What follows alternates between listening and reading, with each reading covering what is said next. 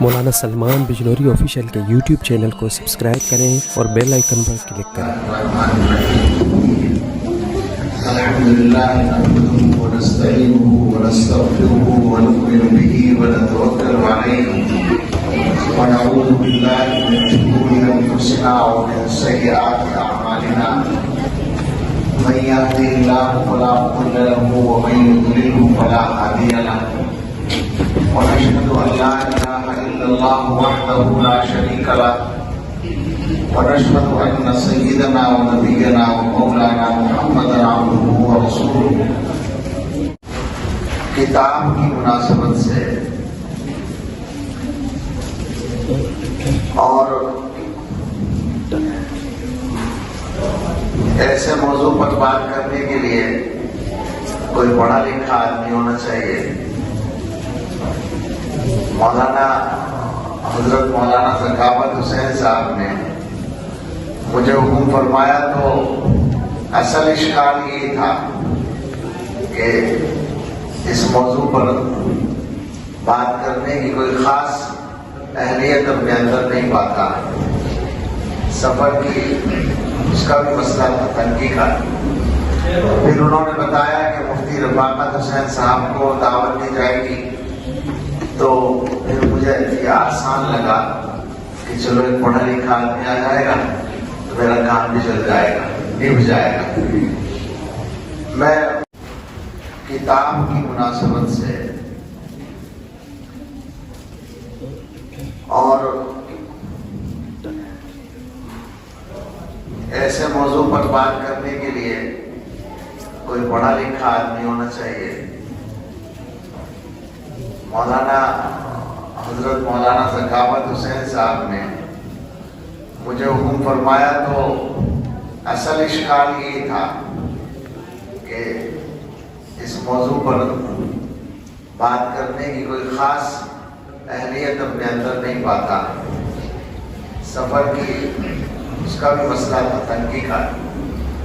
پھر انہوں نے بتایا کہ مفتی رفاقت حسین صاحب کو دعوت دی جائے گی، تو پھر مجھے یہ آسان لگا کہ چلو ایک پڑھا لکھا آدمی آ جائے گا تو میرا کام بھی چل جائے گا، نبھ جائے گا۔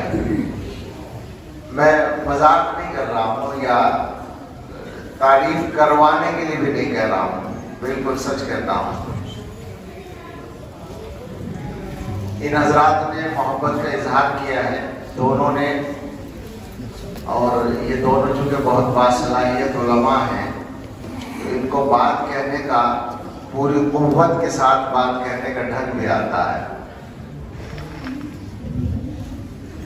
دونوں نے عجیب مؤثر انداز میں مردے میں جان ڈالنے کی کوشش کی ہے۔ مولانا رفاقت صاحب نے حضرت الاستاذ رحمۃ اللہ علیہ کا ذکر کیا ہے۔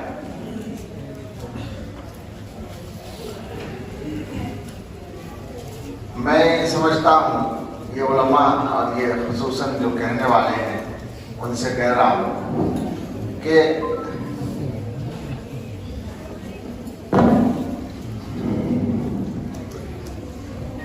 ہمیں ہماری تمام تر ظاہری شکل صورت یا ظاہری بھاگ دوڑ کے باوجود اگر ان حضرات کے کماسک بھی شمار کر لیا جائے اردو محاورے کے اعتبار سے، یا یہ مان لیا جائے کہ ہمیں ان سے کوئی نسبت حاصل ہے، تو بس ہمارا کام بنانے کے لیے اتنا ہی بہت ہے، اس سے زیادہ کی گنجائش نہیں ہے۔ ہم نے کتابوں میں بڑے لوگوں کے حالات پڑھے ہیں، بڑوں کے بڑے، لیکن اب سمجھ میں آتا ہے کہ کچھ بڑوں کو ہم نے بھی دیکھا ہے، اور شاید مولانا رفاقت کو تو زیادہ یاد ہوگا، حضرت مولانا ریاست علی صاحب رحمۃ اللہ علیہ کو ان کے ہی ادارے میں جامعہ اسلامیہ جامع مسجد ابرو ہمیں دعوت دی گئی تھی، اور وہاں کئی باتیں پیش آئی تھیں، جس میں سے ایک تو یہ تھی کہ یہ رفاقت صاحب جو ہیں یہ مقرر بھی اعلیٰ درجے کے ہیں اور انشاء برداشت بھی، تو انہوں نے حضرت کے لیے استقبالیہ جو لکھا تھا وہ نہایت عجیب شاندار تھا، اس کی عمدگی پر میں نے بھی گستاخی کی تھی، 100 روپے انعام دیے تھے، اور حضرت نے بھی انعام دیا تھا یہ کہہ کر کہ میں اس کا مستحق نہیں ہوں، لیکن تم نے لکھا اچھا ہے اس لیے انعام دے رہا ہوں۔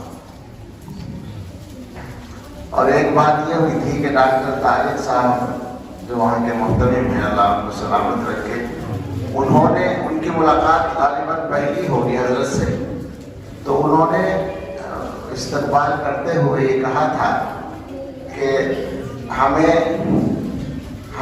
یہ کہہ سکیں گے بعد کے لوگوں سے کہ ہم نے آپ کو دیکھا تھا۔ اور ان سب کے ساتھ جو اصل بات ہم لوگوں کے گویا سبق حاصل کرنے کی ہے، وہ ان کو شاید دکھتی ہے، مستحضر ہوگی یا نہیں، چونکہ میں ساتھ میں تھا جب گاڑی سے اترے تو جامع مسجد کے دروازے کے باہر اترے اور وہیں سے دونوں طرف علماء کھڑے ہوئے تھے، دو لائنوں میں دائیں بائیں استقبال کے لیے۔ تو وہ استقبالیہ لائن دیکھ کر حضرت کی طبیعت پر اثر ہوا، موڈ خراب ہو گیا۔ ان کے جو مزاج تھا اس میں اپنی ذات کا اخفاء اور تواضع رسم کے طور پر نہیں تھی، بلکہ ان کو اپنے نمایاں کیے جانے سے، اپنے نمایاں ہونے سے چڑ تھی۔ طبعا یہ ہم مولویوں کے لیے بڑے سبق کی بات ہے۔ تو ان کی میں سمجھ گیا گاڑی سے اترتی جب انہوں نے دیکھا دونوں طرف علماء کھڑے استقبال کے لیے، 50 لوگ تھے، تو مولانا کے چہرے پہ ناگواری آ گئی۔ مہمان خانے میں پہنچے تو مفتی ریاست صاحب رامپوری جو وہاں کے مفتی اور استاد حدیث ہیں، میرے دوست اور ساتھی ہیں، انہوں نے حضرت سے کہا، حضرت جا کر ایک کرسی پہ بیٹھ گئے، برابر میں بیڈ بھی تھا، تکیے رکھے ہوئے تھے، تو انہوں نے کہا کہ حضرت اوپر بیٹھ جائیں، انکار کر دیا۔ دوبارہ کہہ دیا انہوں نے، تو غصے کے لہجے میں فرمایا کہ رسوائی کے لیے اتنا ہی بہت ہے۔ وہ جو استقبال کو دیکھ کر طبیعت پہ ناگواری آئی تھی اس کا اثر تھا۔ بڑے آدمی کی پہچان اصل یہی ہے۔ حضرت مولانا محمد تقی عثمانی صاحب دامت برکاتہ، تم نے میرا موڈ بدل دیا مولانا رفاق۔ حضرت مولانا محمد تقی عثمانی صاحب دامت برکاتہ جب تشریف لائے تو پروگرام شروع ہوا۔ اب میرے سامنے میں چلا رہا تھا پروگرام، تو یہ مسئلہ آیا کہ صدارت کا اعلان کرنا ہے کسی کی۔ حضرت محترم صاحب رحمۃ اللہ علیہ اس وقت کمزور تھے، وہ نہیں آ سکے تھے مسجد میں، پروگرام میں لیٹے ہوئے تھے کمرے میں، وہی ملاقات ہوئی تھی۔ میں نے حضرت کے کمرے میں فون کیا کہ صدارت کا کس کے نام کا اعلان کرنا ہے، مولانا تقی عثمانی صاحب کو تقریر کرنی ہے۔ تو حضرت محترم صاحب رحمۃ اللہ علیہ کی طرف سے حکم ملا کہ حضرت مولانا ریاست علی صاحب کے نام کا اعلان کر دو۔ اچھا، مولانا کا جو مزاج میں بتا رہا ہوں اس کا ایک حصہ یہ بھی تھا کہ صدارت کبھی کرنا پسند نہیں کرتے تھے۔ اگر کسی جلسے میں ان کو صدارت کے لیے دعوت دی جائے تو صفائی سے کہتے تھے کہ دیکھ لو، اگر بلانا ہے تو صدارت نہ رکھو، اگر صدارت رکھو گے تو میں آپ کا نہیں، یہ شرط ہوتی تھی۔ اس لیے اس مزاج کو میں جانتا تھا، تو میں نے ان سے نہیں بتایا کہ محترم صاحب نے یہ فرمایا ہے، بس میں نے اعلان کر دیا۔ جب اعلان کر دیا تو مبتلا ہو ہی گئے۔ لیکن ایک چیز اور سامنے آئی اس وقت میں، یہ کیا کہنا چاہیے اس کو، تواضع العلماء بعضهم من بعض، کہ میں نے محسوس کیا کہ لوگ دیکھ رہے ہیں اسٹیج کی طرف کچھ ہو رہا ہے، تو میں نے مڑ کر دیکھا تو ہو یہ رہا تھا کہ میرے اعلان کرنے سے پہلے حضرت مولانا تقی عثمانی صاحب دامت برکاتہ بیچ میں بیٹھے تھے، مرکزی جگہ پر۔ ظاہر و مہمان تھے، بڑے آدمی ہیں، تو ان کو بیچ میں بٹھایا گیا تھا۔ حضرت مولانا ریاست علی صاحب کی تو ویسے بھی عادت ایک طرف کو بیٹھنے کی تھی، وہ ادھر بیٹھے تھے۔ لیکن جیسے ہی میں نے اعلان کیا کہ اس مجلس کی صدارت حضرت مولانا ریاست علی صاحب فرمائیں گے، تو حضرت مولانا تقی عثمانی صاحب اٹھ گئے اپنی جگہ سے اور ان کو زبردستی بٹھائے کہ آپ صدر ہیں، آپ یہاں بیٹھے۔ عجیب بات ہے، یہ سیکھنے کی چیزیں ہوتی ہیں، یہ محسوس کرنے کی چیزیں ہوتی ہیں، یہ اخذ کرنے کی ہوتی ہیں، نوٹ کرنے کی ہوتی ہیں۔ وہ جو حدیث میں کہا گیا ہے من تواضع للہ رفعہ اللہ، میں نے دیکھا ہے کہ مولانا رحمۃ اللہ علیہ مولانا ریاست علی صاحب، ان کی بات چل رہی ہے اس لیے میں ان کی بات کر رہا ہوں، ایسا نہیں ہے کہ انہی کی بات کرتا ہوں۔ تواضع اتنی تھی اور سادگی تو جنہوں نے دیکھا ہے وہ جانتے ہیں، کرتا ان کا معمولی سا ہوتا تھا اور ہفتے میں 2 ہی بار کپڑے بدلتے تھے، سادہ سے کپڑے ہوتے تھے۔ اس خودگی کے ساتھ میں کسی بھی مجلس میں ان کے ساتھ گیا ہوں تو میں نے ان کو کبھی ہلکا نہیں پایا۔ علماء کے درمیان ہمیشہ ان کو باوزن پایا، لوگوں کو ان کا اکرام کرتے ہوئے پایا، ان کی رائے کو وزن دیتے ہوئے پایا۔ ایک دفعہ حضرت مولانا شیخ محمد یونس صاحب رحمۃ اللہ علیہ، آپ جانتے ہیں کیسی شخصیت تھی ان کی، وہ دیوبند آئے ہوئے تھے اور قاری منزل صاحب دامت برکاتہ کی درسگاہ میں رکے چند منٹ کو، قاری صاحب نے روکا ان کو، تو وہاں حضرت مولانا ریاست علی صاحب کی تشریف لے آئے۔ تو میں سوچنے لگا کہ شیخ یونس صاحب تو ویسے بھی بڑے وجیح تھے، خوبصورت تھے، قد میں بھی ان سے جسامت میں اچھے تھے اور ان کی محدثانہ شان تو مشہور ہی ہے، اور اعلیٰ درجے کے صوفی بھی تھے، سبھی کچھ ان کے اندر تھا۔ ان کے برابر میں مولانا ریاست صاحب بیٹھے تھے، تو میں نے نہ گفتگو میں ان کو ہلکا پایا، نہ چہرے کی رونق میں کم پایا۔ میں گواہی دیتا ہوں اس بات کی، مجھے تعجب ہوا، اور اس کی وجہ یہ تھی کہ وہ ظاہری اعتبار سے ہم لوگوں کے ہولیے میں نہیں تھے، لمبا چوڑا کرتا اور رومال اور پگڑی اور فلاں، لیکن میں آپ سے قسم کھا کے کہتا ہوں کہ ان کے جیسے تقوی کا اگر 5واں حصہ بھی مجھے مل جائے میرا کام بن جائے گا۔ تو میں نے تقوی 32 سال قریب رہ کر دیکھا ہے۔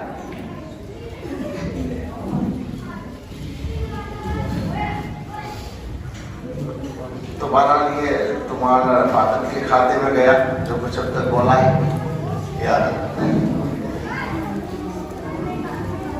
حضرت مولانا ذکاوت حسین صاحب نے بتایا کہ یہاں مکتب بھی چل رہا ہے جس کے بچوں کی کچھ کارگزاری آپ حضرات کے سامنے آئی ہوگی، اور بچوں کو انعام بھی دیا گیا، اور لائبریری کا افتتاح ہوا، لائبریری کھولی گئی ہے۔ لائبریری کی جو بات ہے ہماری یعنی مسلمانوں کی ضرورت کی بہت ساری چیزیں ہیں جو کرنے کو باقی ہیں، یا یوں کہہ لیجیے کہ چھوٹی ہوئی ہیں۔ کرنے کو باقی کا مطلب تو یہ ہوگا کہ اب تک نہیں ہوئی، ایسا نہیں ہے۔ ہماری تاریخ میں بہت سارے کام ہیں جو اچھے ہو چکے ہیں اور ہم نے چھوڑ رکھے ہیں، ان میں سے یہ پڑھنے لکھنے کا کام بھی ہے، یہ لائبریریوں کا کام بھی ہے۔ حضرت محمد الرسول اللہ صلی اللہ تعالیٰ علیہ وسلم کو اللہ تعالیٰ نے جو سب سے بڑی خصوصیت عطا فرمائی وہ علم ہے، جو سب سے بڑا معجزہ عطا فرمایا وہ علمی معجزہ ہے، قرآن کریم۔ اسی لیے حضور نے ہمیں بتایا، اگر حضور نہ بتاتے تو بھی ہمیں سمجھ لینا چاہیے تھا، لیکن آسان نہیں تھا سمجھنا، تو اللہ نے حضور سے کہلوا دیا کہ اوتیت علم الاولین والآخرین، مجھے اولین و آخرین کا علم دے دیا گیا ہے۔ اسی لیے کہا فارسی میں شاعر نے کہ یتیمے کے نہ کر دا قرآن درست، کتب خانہ چند ملت گشست، لینا ہے شاید یہ کہا۔ ایک یتیم جس نے پڑھنا نہیں سیکھا تھا، اس نے ملتوں کے کتب خانوں کو دھو ڈالا، یعنی اس کی وجہ سے، اس کی ذات سے علم کے ایسے چشمے نکلے، ایسے سوتے پھوٹے کہ ساری دنیا میں علم کا چرچا ہو گیا۔ یہ بات ہمارے زمانے میں کچھ عجیب سمجھی جائے گی، اس لیے کہ اس زمانے میں ہم مسلمانوں کا شمار کم پڑھنے والوں میں ہے، ویسے یہ بات بیچ میں مختصراً کہہ دیں کہ جتنے بدنام ہیں اتنا کم نہیں پڑھتے ہیں۔ یہ بھی ایک چیز ہے کہ ہمارے زمانے میں چونکہ ہم کمزوری کی حالت میں چل رہے ہیں، اور بے شک زوال اس درجے کا ہے جو شاید کبھی نہیں رہا، بالکل ٹھیک ہے، ہمیں اپنے آپ کو ٹھیک کرنے کے لیے، اپنی اصلاح کے لیے اس بات کو بھرپور طریقے پر محسوس کرنا چاہیے کہ ہم بہت نیچے پہنچے ہوئے ہیں، لیکن کچھ چیزیں ایسی ہیں کہ جو ہمارے بھائیوں کے پروپیگنڈے کا بھی نتیجہ ہے۔ مسلمانوں کے بارے میں جہالت کی بات جیسے عام طور پر کہی جاتی ہے کہ مسلمان کم پڑھے لکھے ہیں، دنیا کی دوسری قومیں زیادہ پڑھی لکھی ہیں، تو یہ بھی جس درجے میں مسلمانوں کو پڑھا لکھا ہونا چاہیے ویسے بے شک نہیں ہے، مگر جیسا تاثر دیا جا رہا ہے ویسے بھی نہیں ہے۔ ایسے ہی یہ بات بھی ہے، یہ میں ویسے ہی نہیں کہہ رہا ہوں کہ مقرروں کو کچھ، میں تو مقرر ہی نہیں ہوں، باتیں کر رہا ہوں، یہ میں نے پڑھا ہے کہیں باقاعدہ فیصد کے ساتھ، اس وقت بھول رہا ہوں وہ دن یہ اس میں یہ لکھا تھا کسی کتاب میں کہ مسلمانوں میں جو پڑھنے کا تناسب ہے وہ اتنا کم نہیں ہے جتنا دنیا میں لوگ سمجھ رہے ہیں۔ تو لیکن بہرحال آپ غور کریں، میں اصل بات یہ کہی تھی کہ رسول اللہ صلی اللہ علیہ وسلم کے آنے سے علم کے چشمے نکلے۔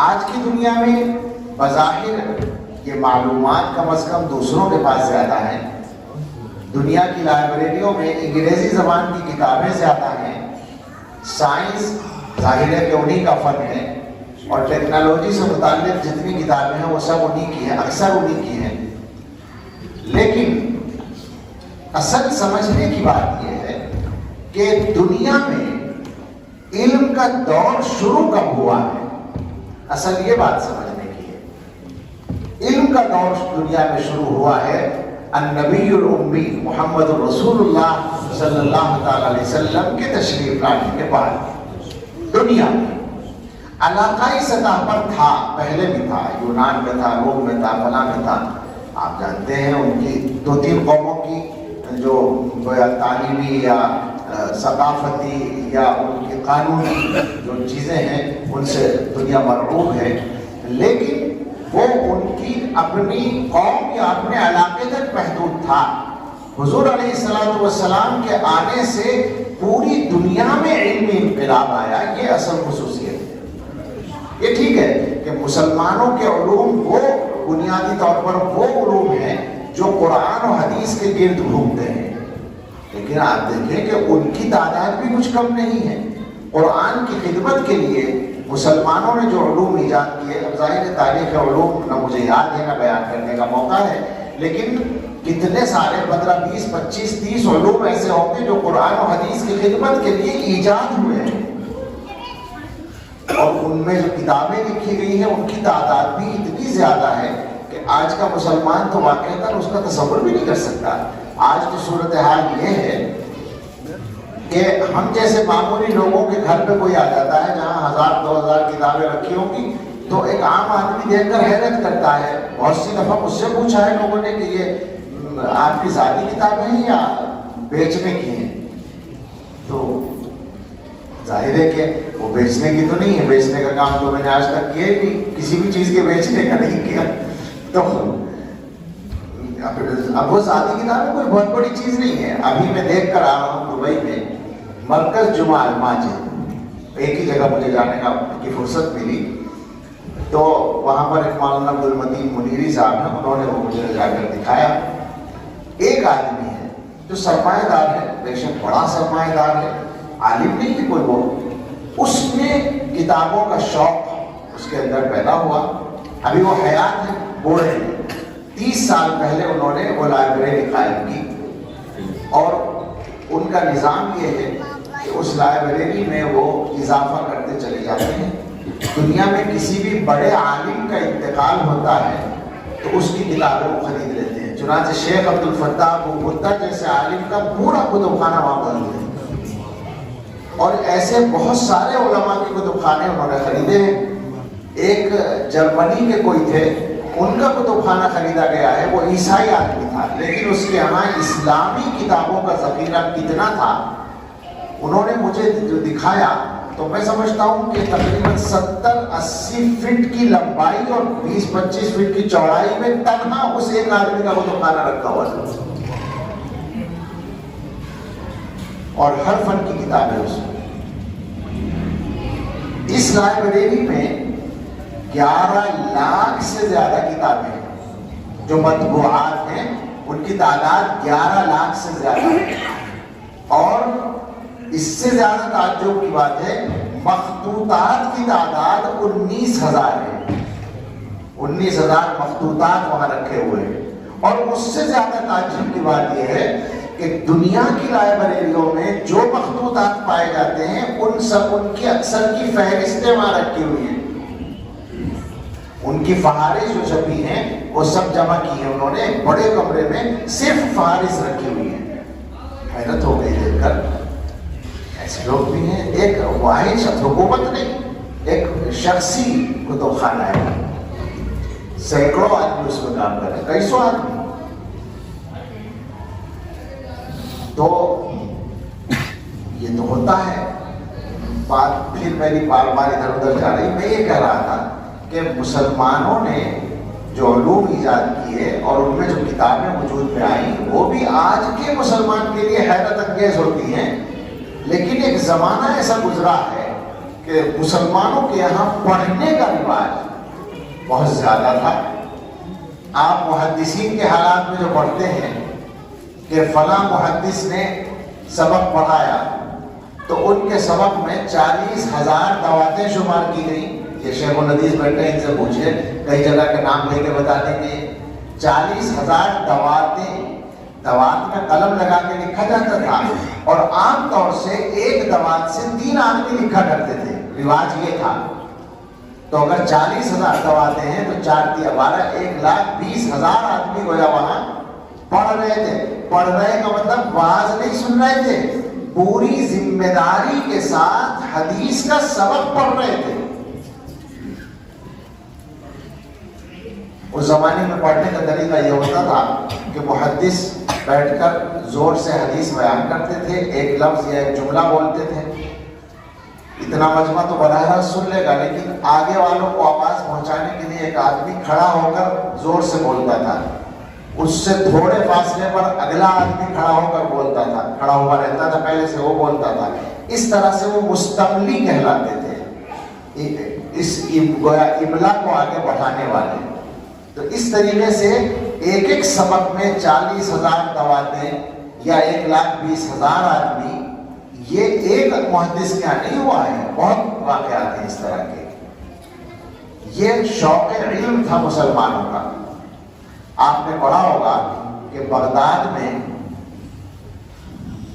جب تاتاریوں نے بغداد کو تباہ کیا تھا تو انہوں نے دریائے دجلہ کے کنارے پر جو کتب خانے تھے ان کو دریا برد کر دیا تھا، اور بعض حضرات نے لکھا ہے کہ کتابوں کا پل بنایا تھا دریا میں۔ آپ سمجھیں کہ کتابوں کا پل بنانے کے لیے کتنی کتابیں چاہیے، کتنے لاکھ کتابیں رہی ہوں گی۔ کہتے ہیں 800 کتب خانے تھے وہاں اس زمانے میں، جب ساری کتابیں ہاتھ سے لکھی جاتی تھی۔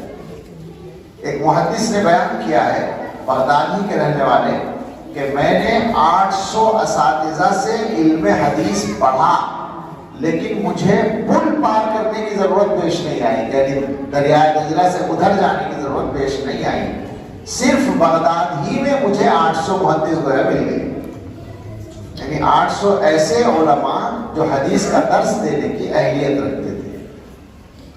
یہ موضوع جو ہے اس پر آپ جتنا چاہیں تلاش کر لیں اور مواد دیکھ لیں۔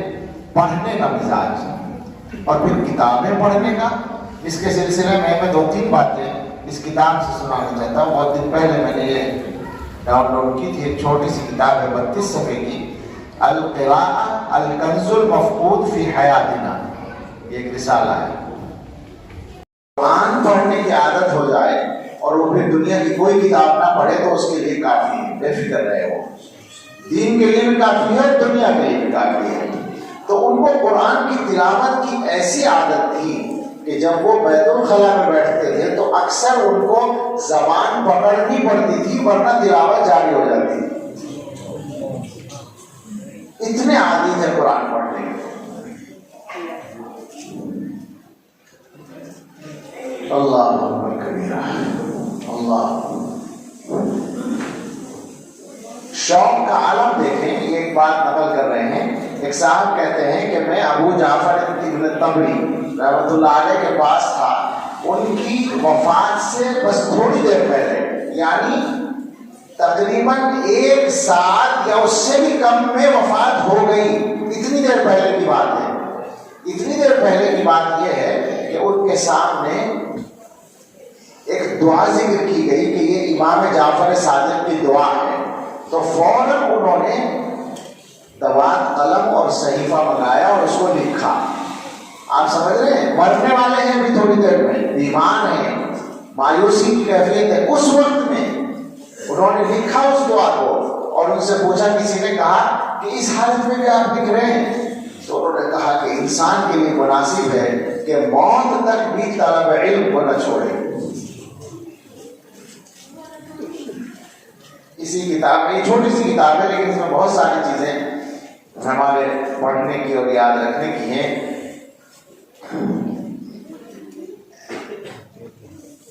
پڑھنے کے سلسلے میں انہوں نے یہ بھی کہا ہے کہ پڑھنے کا جو کام ہے وہ گہوارے سے اور قبر تک کا ہے، مستقل پڑھنا ہے۔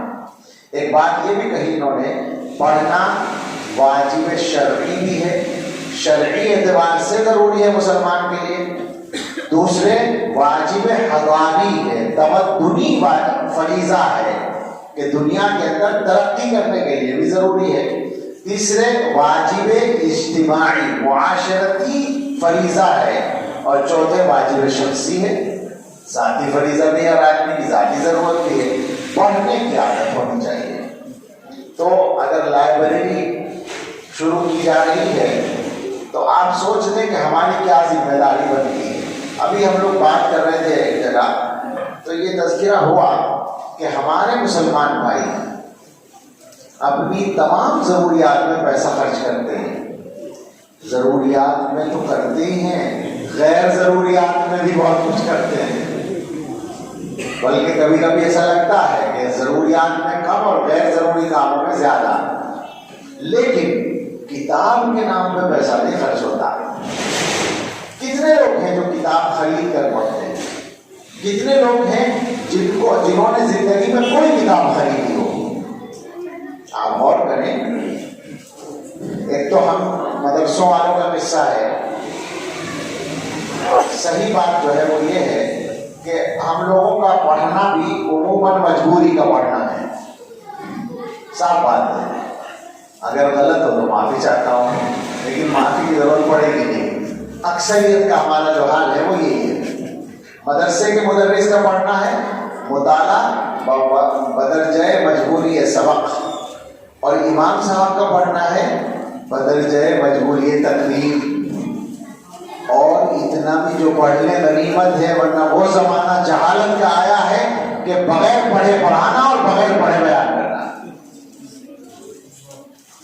زبان تو یہاں تک آیا پڑا ہے، یعنی وہ لوگ غنیمت ہیں جو مطالعہ کر کے پڑھا رہے ہیں اور جو مطالعہ کر کے تقریر کر رہے ہیں۔ غلط تو نہیں کہہ رہا، اور برے حال میں اپنی کارگزاری کے اعتبار سے ہمارے ساتھ قصہ کیا ہوتا ہے کہ پتہ نہیں، میں موضوع سے ادھر ادھر نہ چلے جاؤں، لیکن کوئی بات نہیں، کوئی کام کی بات ہو تو ٹھیک ہے۔ ہم لوگوں کے ساتھ، مسلمانوں کے ساتھ اللہ میاں کا معاملہ بڑی حد تک رعایت کا ہے، اور وہ برکت ہے حضرت محمد رسول اللہ صلی اللہ علیہ وسلم۔ ظاہر ہے کہ حضور کی وجہ سے ہمیں کچھ نہ کچھ تو خصوصیت حاصل ہے اللہ میاں کے یہاں، اس کی وجہ سے چونکہ پکڑ کم ہوتی ہے تو ہم یہ سمجھنے لگتے ہیں کہ ہم کچھ نہ کچھ ٹھیک ٹھاک چل رہے ہیں، حالانکہ واقعہ یہ ہے کہ ہم اس درجے خراب چل رہے ہیں، ہماری کارگزاری اتنی خراب ہے کہ اس کے چوتھائی پر یا اس کے 10ویں حصے پر امتوں پہ عذاب آ جائے گا۔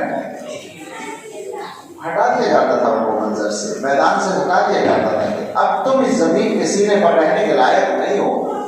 لیکن یہ اللہ تعالیٰ کی حکمت ہے اور اللہ تعالیٰ کی مشیت ہے، اللہ کی مرضی ہے کہ اس امت کو قیامت تک باقی رہنا ہے، اس لیے وہ کام نہیں ہو رہا ہے۔ تو اس سے اس غلط فہمی میں مبتلا نہیں ہونا چاہیے کہ ہم کچھ کر رہے ہیں یا کرنے والے کام ہم کر رہے ہیں۔ تو ایک بات تو یہ ہو گئی جو لائبریری کی مناسبت سے ہے کہ ہم مسلمانوں کے لیے پڑھنا کتنا ضروری ہے۔ آپ سوچیں ایک بات کہ ایک آدمی کو کوئی کام کرنا ہے تو اس کا جاننا تو ضروری ہوگا نا کہ وہ کام کس طرح ہوگا۔ ایک آدمی روزگار حاصل کرنا چاہتا ہے تو وہ اس کے لیے پڑھتا ہے۔ کتنا پڑھتا ہے؟ بس سارا اسی کے لیے پڑھتا ہے۔ آج کل کیا کرتا ہے؟ بڑی دنیا میں جو ہو رہا ہے، جو کچھ پڑھا جا رہا ہے وہ علم معاش کے لیے پڑھا جا رہا ہے۔ تو اب ایک آدمی کو مثلاً اپنے معاش کے لیے جاننے کی ضرورت ہے تو وہ پڑھتا ہے، 10 سال پڑھتا ہے، 12 سال پڑھتا ہے، 15 سال پڑھتا ہے۔ وہ اگر ڈگری حاصل کرنے کی اس کے اندر صلاحیت اور شوق ہے تو پھر وہ اس میں ٹائم لگاتا ہے، 3 سال لگاتا ہے، 6 سال لگاتا ہے، زیادہ بھی لگاتا ہے۔ سوال یہ ہے کہ بحیثیت ایک مسلمان کے، بحیثیت ایک انسان کے، وہ ساری ضرورتیں تو ہمارے ساتھ ہیں ہی جو دوسروں کے ساتھ ہیں۔ یعنی معاش کے لیے بھی ہمیں پڑھنے کی ضرورت ہے۔ یہ بیچ میں ہی اس بات کو نپٹا لیں کہ ویسے تو میں بھی ان مولویوں میں سے ہوں، اگر بچہ بات کر رہا ہے تو آپ بھی بات کرنے میں لگ گئے۔ بچوں کو نہ روکو نہ ان کی بات میں شامل ہو، بس انہیں جو کر رہے ہیں وہ کرنے دو۔ ہمیں یہ سکھایا گیا ہے کہ اگر خطبے کے دوران کوئی آدمی بات کرے، بالکل جائز نہیں ہے خطبے کے دوران بولنا، لیکن اگر کوئی بولے یعنی ناجائز طریقے پر بول رہا ہے خطبے کے دوران تو اسے چپ کرنے کے لیے آپ نہ بولیں۔ من قال الیقین اسکت فقط لغا، اگر آپ نے اسے بول کے چپ کیا تو بیکار کام کیا۔ کیا فائدہ ہوا؟ وہ بھی بول رہا تھا، آپ بھی بولے۔ وہ کہتے ہیں نا کہ پانی کے کنارے، دریا کے کنارے 3 آدمیوں نے جماعت شروع کر دی، اب دریا میں مچھلیوں نے کودنا پھدکنا شروع کیا، آواز آئی کھڑبڑ کی، تو ایک صاحب بولے اس میں سے کہ در دریا کھڑبڑ چیز، دریا میں کھڑبڑ کیسی ہے؟ نماز میں۔ تو دوسرے صاحب نے مسئلہ بتایا کہ در نماز بولیدن جائز نیست، نماز میں بولنا جائز نہیں ہے۔ تو امام صاحب نے اس میں ٹکڑا لگایا، الحمدللہ من نہ بولیدم، اللہ کا شکر ہے میں نہیں بولا۔ تو یہ قصہ ہے ہم لوگوں کا۔ یہ بولنے کا قصہ بھی سن رہے ہیں، میں آج کل جہاں بھی موقع ہو اس پر بات کرتا ہوں۔ یہ مسجدوں میں جو بولنا ہے، یہ بچے دیکھیے مسلسل بول رہے ہیں، اور بچے تو اس وقت بول رہے ہیں، بڑے روزانہ بولتے ہیں، بلند آواز سے بولتے ہیں، بتائیے بولتے ہیں نہیں؟ جمعے کے دن کیا ہوتا ہے؟ امام صاحب قرات بھی شروع کر چکے ہیں اور پیچھے کی صفوں میں آوازیں آ رہی ہیں کہ آگے آ جاؤ، ادھر آ جاؤ، ادھر جگہ ہے، ادھر جگہ ہے۔ نہیں ہوتا یہ؟ مجھے بتائیں، یہ مفتیان بیٹھے ہیں، میں مفتی نہیں ہوں لیکن میں فتویٰ سنا رہا ہوں، جائز نہیں ہے مسجد میں بلند آواز سے بولنا، دینی ضرورت کے علاوہ۔ دنیا کی باتیں کرنا جائز نہیں ہے اور بلند آواز سے بولنا جائز نہیں ہے سوائے مجبوری۔ مگر ہم لوگوں نے بولنے کو ایک ایسا کام سمجھ رکھا ہے کہ جیسے کوئی ذمہ داری اس سے آتی ہی نہ ہو، حالانکہ ہر بات ایک عمل ہے جس کا حساب دینا پڑے گا۔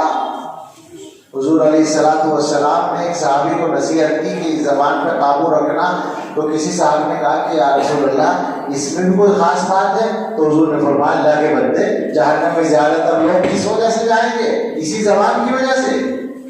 اکثر لوگ، زیادہ لوگ، بھائی زیادہ لوگ بدکاری اور زناکاری اور شراب خوری تھوڑی کرتے ہیں۔ جہنم میں جانے کے جو اسباب ہیں، بڑے بڑے اسباب، وہ ہر آدمی کے اندر نہیں پائے جاتے۔ زیادہ لوگ وہ ہیں جو خالی یہ زبان چلا چلا کے جہنم کا سامان کرتے ہیں۔ آج کل میں کوشش کرتا ہوں، آپ سے گزارش ہے، جتنے لوگ یہاں بیٹھے کم سے کم وہ تو طے کر لیں آج کے بعد مسجد میں ہم بلند آواز سے نہیں بولیں گے۔ پکی بات ہے، یہ بھولنا نہیں ہے۔ اس کا بھی میں تجربہ کرتا ہوں کبھی کبھی کہ ابھی سمجھایا اور جب مسافہ شروع ہوتا ہے تو وہ آواز شروع ہو جاتی ہے۔ میں اعلان کر دیتا ہوں کہ اگر آواز ہوگی تو مسافہ نہیں ہوگا، صاف بات ہے۔ اگر آپ بولیں گے، جو لوگ لائن بنانے کے لیے بولتے ہیں ان کو بھی میں روکتا ہوں، بالکل ضرورت نہیں ہے کہ ادھر سے آ جائیے، حضرت کو تکلیف ہو جائے، کچھ نہیں ہوگی۔ میں کہتا ہوں مجھ سے مسافہ کرنا آتا ہے، مجھے کوئی تکلیف نہیں ہوگی، آپ نہ بولیں، مسجد میں آواز نہ کریں، بس خدا کے واسطے۔ اور یہ ہم نے حضرت سے سیکھا، جب آئے تھے وہاں دیوبند 2011 میں، تو ایک دن فجر کی نماز میں مسجد رشید میں تشریف لائے۔ اب جب نماز انہوں نے وہاں پڑھی تو ساری مسجد میں جتنے لوگ تھے سب چاہتے تھے مسافہ کرنا، تو لوگوں نے نظم شروع کرنا کی کوشش کی، تو حضرت نے اشارے سے منع کیا کہ آپ خاموش رہیں۔ ادھر دیکھا، دائیں طرف کے لوگوں سے کہا آپ یہ پوری صف وہاں تک خالی کر دیں، راستہ بنا دیں، بس اتنا کہا، سارے لوگ پیچھے ہو گئے۔ اب حضرت نے کہا ادھر سے آنا شروع کریں، مسافہ کر کے ادھر کو نکلنا شروع کر دیں۔ بالکل سکون سے مسافہ شروع ہو گیا، اور پون گھنٹے مسافہ جاری رہا، اس لیے کہ پھر سب جگہ اطلاع ہو گئی دوسری مسجدوں میں بھی کہ مسافہ چل رہا ہے، تو لوگ آنے شروع ہو گئے، تو پون گھنٹے تک مسافہ چلا، سکون کے ساتھ چلا۔ تو اس لیے بالکل مسجد میں کم از کم نظم قائم کرنے کے لیے بھی نہ بولیں۔ جس آدمی کی ذمہ داری اس کو، ایک چیز اور ہے سب میں، ہم مسلمانوں کا قصہ کیا ہے، ہم اپنی ذمہ داری کی حدود کو نہیں جانتے۔ میرا دائرہ کہاں تک ہے؟ دوسروں کی بات میں اور دوسروں کی ذمہ داری میں دخل دینے کا مزاج ایسا ہے، میں تو سچ کہتا ہوں بہت الجھن ہوتی ہے۔ اگر لوگوں کو ڈانٹنے اور غصہ کرنے کی اجازت ہوتی تو ان باتوں میں پٹائی بھی کر دیا کرتا، اتنی الجھن ہوتی ہے۔ تیرا مطلب کیا ہے؟ تیری ذمہ داری ہے کیا؟ مائک خراب ہوا، بتائیے جب مائک خراب ہوتا ہے تو کیا ہوتا ہے؟ وہ بھی بول رہے ہیں، وہ بھی بول رہے ہیں، وہ بھی بول رہے ہیں، وہ بھی بول رہے ہیں، مشورے بھی دے رہے ہیں، ایسا کر لو ویسا کر لو۔ تم سے کس نے پوچھا ہے؟ بیٹھے رہو، تمہارا کام تھوڑی ہے، جس کا کام ہے وہ کرے گا، لیکن مزاج وہی بنا ہوا ہے۔ کیونکہ ہم لوگ تربیت نہ اپنی کرتے ہیں نہ اپنے بچوں کی کرتے ہیں۔ یہ بچے جو باتیں کرتے ہیں نا، میں لوگوں سے کہتا ہوں انہیں کچھ نہ کہو، ان کی کوئی غلطی نہیں ہے، کیونکہ تم نے ان کو نہیں بتایا کہ مسجد میں خاموش رہتے ہیں، اور ان کو خاموشی سکھانے کی جگہ مسجد نہیں ہے، وہ گھر ہے۔ گھر میں بتایا جائے گا کہ مسجد میں خاموش رہنا ہے، یہاں تھوڑی بتایا جائے گا۔ لیکن گھر میں کیسے بتائیں گے؟ گھر میں کسے فرصت ہے بچوں کی تربیت کرنے کی؟ بچوں کی تربیت کے سلسلے میں ہم لوگ جتنے غافل ہیں، تو بس اللہ بھی ہمارے بچوں کو ٹھیک کچھ نہ کچھ بنا دیتے ہیں، ورنہ ہم لوگوں کا حال تو بہت خراب ہے۔ کوئی مطلب ہی نہیں ہے کہ بچے کو کچھ بنانا بھی ہے اور ٹھیک بھی چلانا ہے۔ صرف ان کاموں میں جو ہماری سمجھ میں آتے ہیں، دنیا کی ضرورت کے، ان میں ہم سوچتے ہیں کہ بچے کی تربیت کریں۔ خیر یہ بہت سارے موضوع چھڑ جاتے ہیں بیچ میں، پتہ نہیں میں کیا عرض کر رہا تھا، مقرر کام کریں کہ میں یہ عرض کر رہا تھا، میں بھی کچھ عرض کرتا ہوں، واقعی بھول گیا۔ علم معاش کی بات ہے، سیکھتا ہے آدمی، جب کوئی کام کرنا ہوتا ہے تو اسے سیکھنا پڑتا ہے۔ تو ہم مسلمانوں کو روزی روٹی کے لیے بھی سیکھنا ہے، وہ بھی ایک ذمہ داری ہے۔ میں یہ کہہ رہا تھا کہ میں ان مولویوں میں سے ہوں جو دھڑلے سے کہتے ہیں، اب بھی کہتا ہوں کہ روزی روٹی کے لیے پڑھنا ضروری نہیں ہے۔ بڑے بڑے جاہل دنیا میں روٹی کھا رہے ہیں، البتہ باعزت روزی کے لیے پڑھنا ضروری ہے، ٹھیک ہے نا؟ تو پڑھنا ہے، معاش کے لیے بھی پڑھنا ہے، مگر ہمارے حصے میں ایک ذمہ داری اور ہے، اور وہ ہے آخرت کے لیے پڑھنا۔ پڑھنا یوں پڑے گا کہ ہمیں یہ جاننا ضروری ہے کہ ہمارے اللہ کی مرضی ہم سے کیا ہے، اللہ تعالیٰ ہم سے کیا چاہتے ہیں، اللہ کے رسول صلی اللہ تعالیٰ علیہ وسلم نے ہمیں کیا نمونہ دیا ہے۔ اب بتائیے کہ یہ نمونہ سیکھنے کے لیے اور اللہ کی ہدایت کو جاننے کے لیے پڑھنا پڑے گا یا نہیں پڑے گا؟ بغیر پڑھے کیسے سیکھ جائیں گے؟ تو یہ ہے اصل معاملہ کہ ہماری ذمہ داری دو چیزوں میں پڑھنے کی ہے، معاش کے لیے بھی پڑھنا ہے، آخرت کے لیے بھی پڑھنا ہے، یا یوں کہہ لو دنیا کے لیے بھی پڑھنا ہے اور دین کے لیے بھی پڑھنا ہے۔ تو لائبریری آپ کے یہاں قائم ہوئی، مجھے تفصیلات ذہن میں نہیں ہے کیا تفصیلیں، لیکن آپ سے میں ایک اپیل کرتا ہوں، مجھ سے ان کی کوئی بات اس سلسلے کی نہیں ہوئی کہ آپ اس لائبریری کو بڑے سے بڑا بنانے کے لیے محنت کریں، ٹھیک ہے؟ اپنی طرف سے اس کا جو کیا کہیں گے سرمایہ ہے اس کو بڑھائیں. مفتی صاحب سے بات کر کے اس میں اپنی طرف سے کتابیں رکھنا شروع کریں. ان کو پیسے دیں اور ان سے کہیں کہ کتابیں لا کر رکھیں. صدقہ جاریہ کی بہت شاندار شکل ہے، مگر زکوٰۃ نہ دیں اس میں اللہ کے واسطے. ہاں یہ ذہن میں رہے، زکوٰۃ نہیں، آپ کی جیب سے پیسے دیجیے. بھائی روٹی سالن کے لیے بھی تو خرچ کرتے ہیں، اس کے لیے بھی خرچ کیجیے. اگر مہینے میں آپ میں سے ہر آدمی ہر مہینے میں 100-200 روپے دے دے، کیا مشکل ہے لائبریری کے لیے؟ اگر پوری مسجد کے لوگوں نے اس طرح دینا شروع کر کے ہر مہینے 20-30 ہزار روپے آسانی کے ساتھ ہو جائیں گے. میں بغیر حساب لگائے بول رہا ہوں، مجھے نہیں پتا کہ کتنے ہوں گے، لیکن لائبریری آسانی سے بڑھتی چلی جائے گی. تو آپ اس کے لیے بھی محنت کریں اور اپنے بچوں کا مزاج بنائیں.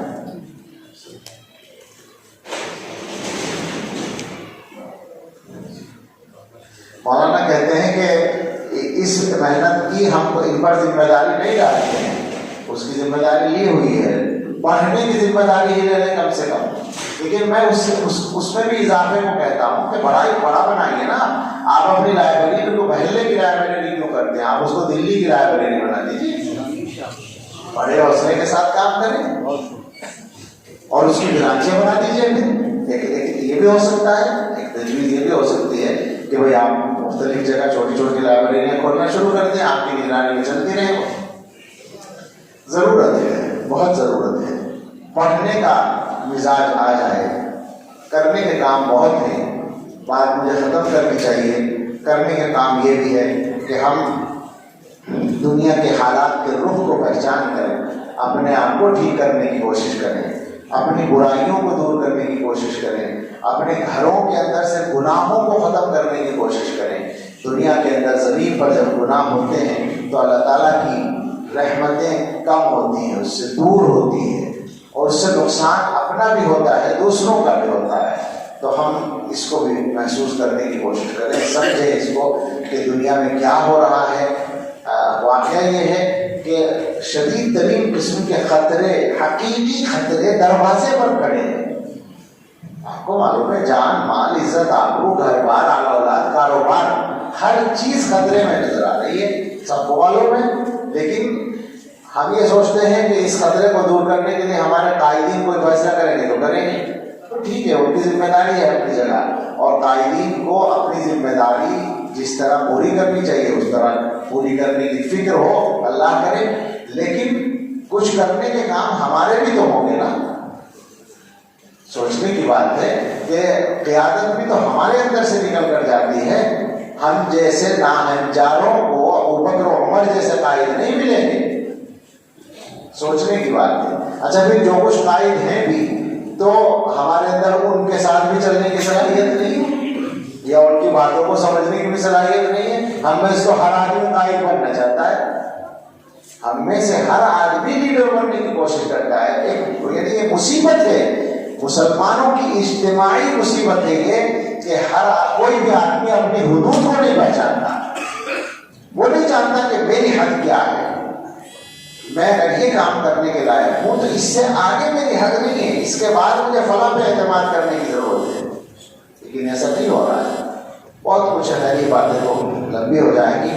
بس یہی ہے کہ ہم اپنے گھروں میں، اپنی زندگیوں میں غور و فکر کر کے برائیوں کو دور کرنے کی کوشش کریں، گناہوں سے بچنے کی کوشش کریں، زبان کی احتیاط کریں، اور خاص طور سے مال کی احتیاط کریں. حرام یہ منتشر باتیں کچھ ہو گئی، اور یہ واقعہ ہے کہ تیاری نہیں تھی. میرے اوپر بھی وہی بات صادق آ رہی تھی کہ بغیر تیاری کے بات کر لیتے ہیں کبھی کبھی بہت سے لوگ. تو میں بھی اس میں شامل ہوا اس وقت. اللہ کرے کہ مولانا بابا صاحب نے اور مولانا ذکاوت صاحب نے جو مفید باتیں نہیں، اگر میری بات میں بھی کوئی بات اچھی آ رہی ہو تو اللہ تعالیٰ سمجھنے کی اور عمل کرنے کی توفیق دے. اور جو یہ کار خیر شروع ہوا ہے لائبریری کا، اس کو اللہ تعالیٰ اور زیادہ وسعت و ترقی دے، اور ہر جگہ کے مسلمانوں کو اس کی فکر کرنے کی توفیق دے. مکتب جو چل رہے ہیں ان کو بھی بہت مضبوطی سے چلانے کی ضرورت ہے. اب ویسے تو صحیح بات یہ ہے کہ 10 سال ہو گئے، میں ذاتی طور پر جانتا ہوں، مجھے یاد ہے مجھے بات کہ میں کہتا آیا ہوں اب کہتے ہوئے ڈرتا ہوں، پہلے کہتا رہا ہوں کہ مدرسے اللہ تعالیٰ کی جتنی بڑی نعمت ہے اس کا اندازہ ہی کرنا مشکل ہے ہمارے لیے۔ تعلیم کی جو آزادی ہمیں حاصل ہے اس کا اندازہ کرنا مشکل ہے، لیکن اب صورتحال ایسی ہو گئی ہے کہ وہ آزادی خطرے میں ہے۔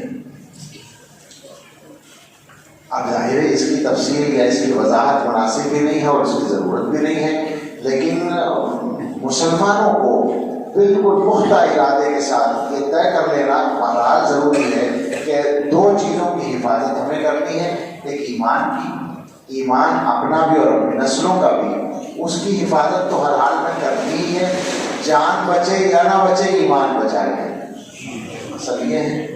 اور دوسرے اسلامی علوم کے ورثے کی حفاظت کرنی ہے، وہ مدارس کی شکل میں ہے، جو کچھ بھی ممکن ہو سکے اس کے لیے وہ بھی کیا جائے گا، لیکن خطرات پورے طور پر، اور ایسے نہیں ہے کہ غیر مسلم حکومتوں میں بلکہ ان میں بھی جو اپنی کہلاتی ہے یکساں درجے پر خطرات، بالکل برابر، کوئی فرق نہیں ہے۔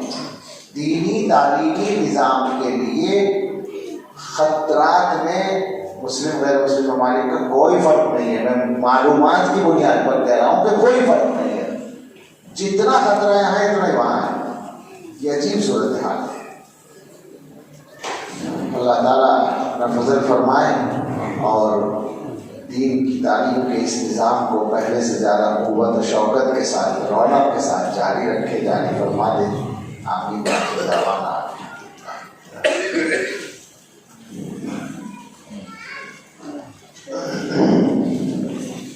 الحمدللہ رب العالمین والصلاة والسلام علی سیدنا محمد وآلہ واصحابہ اجمعین۔ یا رب لک الحمد کما ینبغی لجلال وجهک وعظیم سلطانک۔ اللهم لك الحمد كله ولك الشكر كله بيدك الخير كله نسألك الخير كله ونعوذ بك من الشر كله۔ اللهم صل على سيدنا محمد وعلى آل سيدنا محمد كما تحب وترضى عدد ما تحب وترضى۔ ربنا آتنا في الدنيا حسنة وفي الآخرة حسنة وقنا عذاب النار۔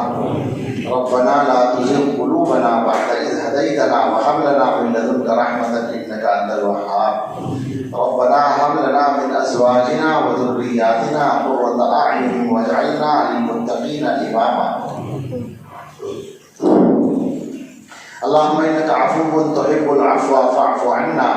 اللهم إنك عفو تحب العفو فاعف عنا۔ اللهم إنك لست بإله استحدثناه ولا برب يبيد ذكره ابتدعناه ولا عليك شركاء يقضون معك ولا كان لنا قبلك من إله نلجأ إليه ونذرك ولا أعانك على خلقنا أحد فنشركه فيك تباركت وتعاليت عما يقول الظالمون علوا كبيرا۔ اللهم إنا نسألك بكل اسم هو لك سميت به نفسك أو أنزلته في كتابك أو علمته أحدا من خلقك أو استأثرت به في علم الغيب عندك أن تجعل القرآن العظيم ربيع قلوبنا وجلاء أحزاننا وذهاب همومنا۔ اللهم إنا عبيدك أبناء عبيدك وإمائك ماض فينا حكمك عدل فينا قضاؤك نسألك بكل اسم هو لك سميت به نفسك أو أنزلته في كتابك أو علمته أحدا من خلقك أو استأثرت به في علم الغيب عندك أن تجعل القرآن العظيم ربيع قلوبنا وجلاء أحزاننا وذهاب همومنا۔ اللهم أغننا بالعلم وزينا بالحلم وأكرمنا بالتقوى وجملنا بالعافية۔ اللهم أعنا على ديننا في الدنيا وعلى آخرتنا بالتقوى۔ اللهم أحسن عاقبتنا في الأمور كلها وأجرنا من خزي الدنيا وعذاب الآخرة يا أرحم الراحمين يا أرحم الراحمين يا أرحم الراحمين يا حي يا قيوم برحمتك نستغيث أصلح لنا شأننا كله ولا تكلنا إلى أنفسنا طرفة عين۔ اے اللہ یہ ساری دعائیں ہمارے لیے، ہمارے غیر متعلقین کے لیے اور ساری امت کے لیے قبول فرما لیجیے۔ اللہ ہمیں معاف کر دیجیے۔ اے اللہ ہمیں ہمارا منہ معافی مانگنے کے لائق نہیں ہے. ہم اقراری مجرم ہیں, ہم بے شرم مجرم ہیں, ہم اپنے گناہوں پر باقی اور جاری رہنے والے گناہگار ہیں.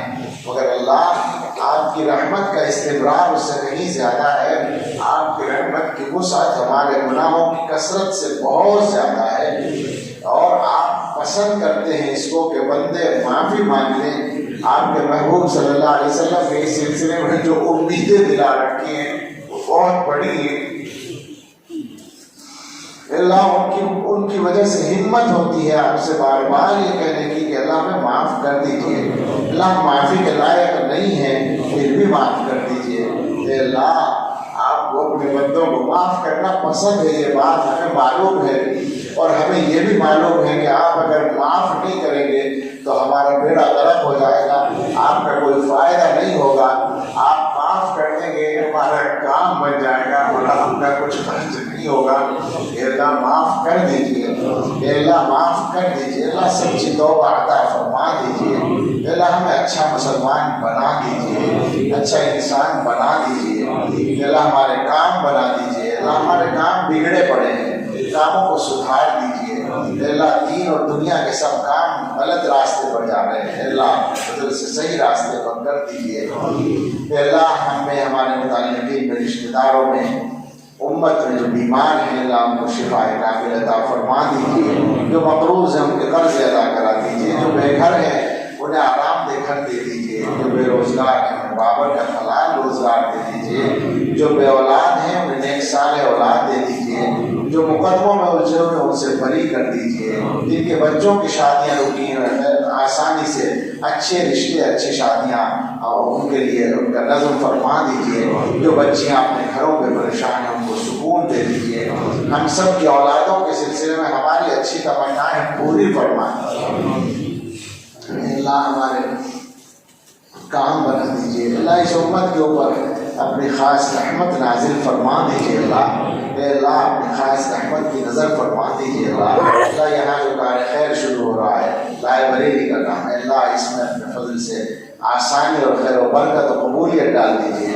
اللہ ہم سب کو اس علاقے کے سب لوگوں کو اس سے دلچسپی لینے کی توفیق عطا فرمائیے. اللہ مسلمانوں کو پڑھنے کی توفیق دے دیجیے, سمجھنے کی اور سیکھنے کی توفیق دے دیجیے, عمل کرنے کی توفیق دے دیجیے. وقت ضائع کرنے سے بچا لیجیے. اللہ لگ کاموں میں لگ کے اپنا وقت بہت ضائع کر رکھا ہے. فضل سے اللہ ہمیں صحیح سمجھ عطا فرما دیجیے. اللہ دین کی صحیح سمجھ عطا فرما دیجیے. اللہ دین کی صحیح سمجھ سے ہی دنیا کے بھی کام سیدھے ہوتے ہیں. اللہ مسلمانوں کو اللہ فضل سے دین کی فہم عطا فرما دیجیے, دنیا کی فہم عطا فرما دیجیے. سارے کام صحیح راستے پر گامزن فرما دیجیے.